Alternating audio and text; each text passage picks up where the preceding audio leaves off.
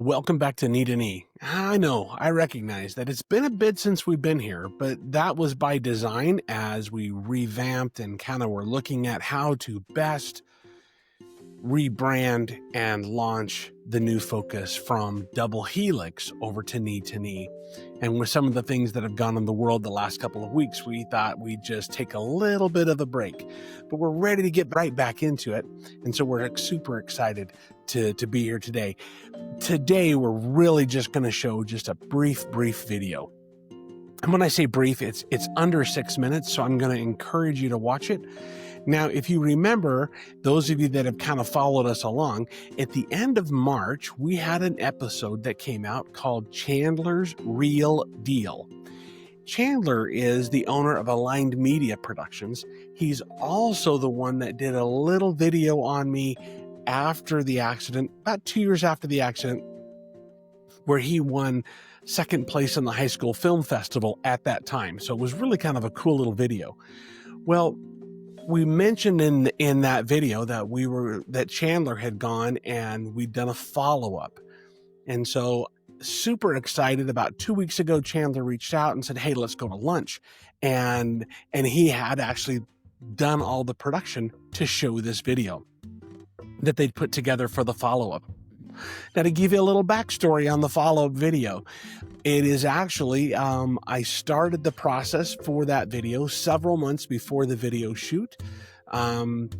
We were actually living in Iowa at that time, in a little tiny town called Sully, Iowa, which is halfway in between, those of you that don't know, halfway in between Des Moines and Iowa City, just off of I-80, a few miles south.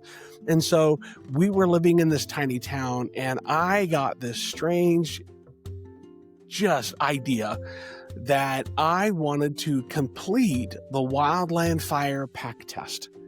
Now, I'm not going to go too much into detail because we cover that in the video that you'll watch in just a couple of minutes. But to give you an idea, you have to be able to carry 40 pounds and complete 3 miles in 45 minutes. My brain did a cramp right then. So you have to be able to complete 3 miles in 45 minutes. Now that might not sound too bad. You're doing 4 mile an hour walk. But when you're talking about a guy that hobbles and struggles to get around at times, and now I actually use a cane a lot of times when I get out and about just for balance. But I had a period of time where I was getting stronger and better, and so I reached out to Troy, and you'll meet him in the video. And Troy was the fire chief at the time and just said, hey, I want to do this. I'm going to start working to get ready for this. And so we're in a little town of Sully. I just started walking, and I couldn't go very far, and I do a little bit and a little bit and a little bit. And it took months and months and months. And then I showed up surprising those that were there from the Paradise Fire Department in Utah. And we showed up at Mountain Crest High School there in Hyrum, Utah to do the pack test. And so a lot of them had no clue that I was going to be there.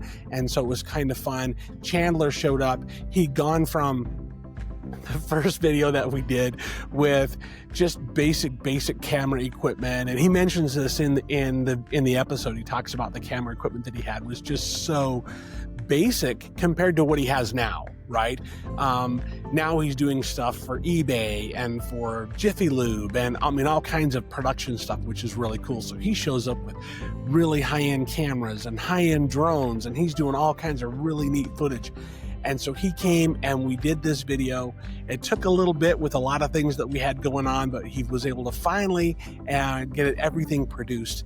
And so I just wanted to present it to you. It's just like the first video, a little bit embarrassing for me because it's the video that someone else did about me. And those of you that don't know me, I don't do a whole lot of, hey, look at me, which is odd since I'm doing a podcast. But this particular video, the way that it was put together, the amazing job that Chandler and his team did in the post-production and putting it all together gives such a beautiful message. And I thought this week what I want to do is share this video. So without any further ado, without any Mark stumbling all over his own tongue, I'm gonna just turn this right in and let you start watching this amazing, amazing video that Chandler and his team did. And shout out, thank you, Chandler. And I know you had a couple guys on your team helping. I don't know their names, but please give them a pat on the back. They did an amazing job. And if you're like me, those of you that are gonna watch this, I'm gonna watch it again right now. And guess what?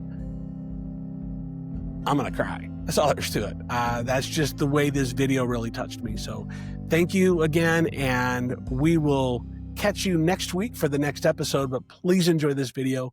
It was a fun experience to do, and it's been an amazing journey.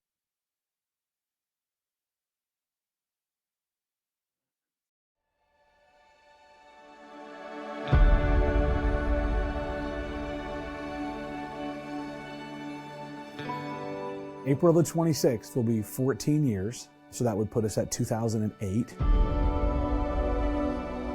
I was in an accident where I actually fell 40 feet. The end result of that, lots of surgeries to where I ended up using a wheelchair full time. The way I think of it, it pushed me to the edge of darkness in reality.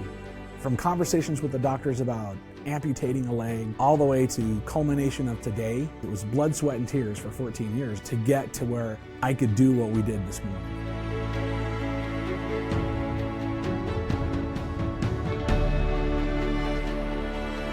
My name is Brandon Jensen. Troy Frederickson, Paradise Fire Chief.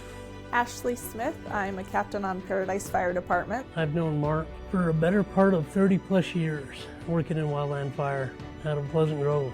I met Mark when he first moved into the neighborhood and was needing some help unloading moving trucks. At the time, I happened to have an opening at the fire department, and I told him that he could join Paradise. I met Mark through the fire department. He was our secretary. When I heard about his accident, one, it was hard to hear, but after talking to him and seeing how he was doing, it was still the same old Mark that I knew. The guy never changed. His attitude on doing stuff was always positive.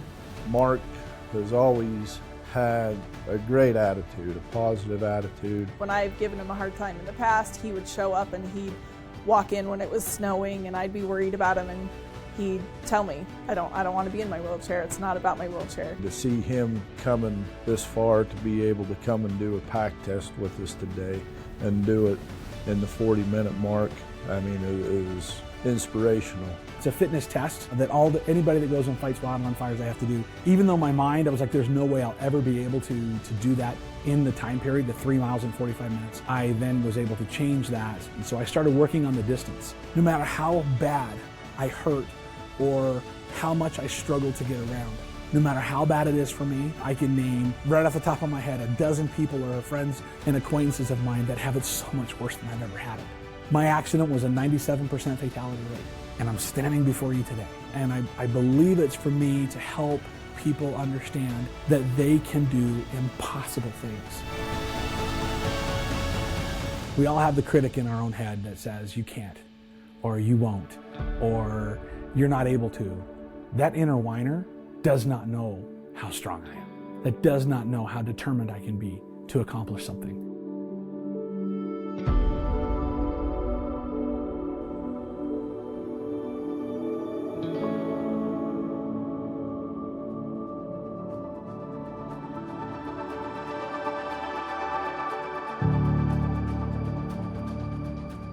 That's it?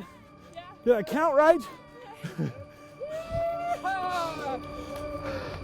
The best thing of it all, not just that I accomplished it, that I was able to do it with friends.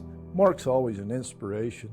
Mark's inspired me to be a better person, be a little better today than I was yesterday. A lot of things are in our head and we tell ourselves we can't do something. And I think he just kind of proved the point of like, just get out and try. He said, hey, I want to do this.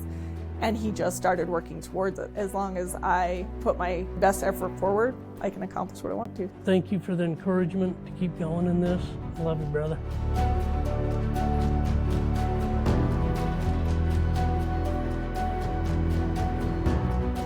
I believe that every one of us has the ability to do the impossible. your impossible is different than my impossible. Whatever it is, your pain, your struggle, whatever the difficulty you're going through is different than mine, but we all have them. I believe that everyone can do the impossible.